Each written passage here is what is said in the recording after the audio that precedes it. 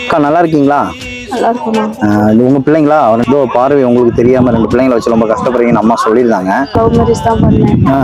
மாமியார்லாம் வேணாம், கண்ணு தெரியாம கல்யாணம் பண்ணிட்டேன்னு சொல்லிட்டு பிள்ளைய பிறந்தது கூட யாருமே வரல. எங்க வீட்டுக்காரர் தான் என்னை வாடகை வீட்டுல இருந்து பாத்துக்கிட்டாங்க, வச்சுக்கிட்டாங்க. அந்த பிள்ளைக்கு எனக்கு தான் அப்படி கடவுள் கொடுத்துருக்காருன்னா பாப்பாவுக்கும் அதே மாதிரி கண்ணு பார்வை தெரியல அப்படின்னு சொல்லி டீச்சர். இவளுக்கா?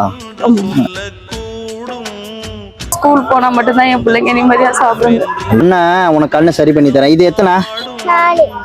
பக்கத்துல தூரத்துல இருந்து இது எத்தனை? கொஞ்சம் தெரியதான் செய்யுது.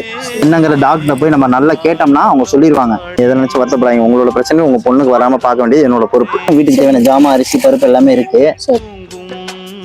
நம்பிக்கை இருக்கு. நம்பிக்கை இருக்குல்ல, நம்புங்க. நம்பிக்கை தான் வாழ்க்கை. ஸ்கூலுக்கு போறப்ப செருப்பு போட்டு தான் போனோம்.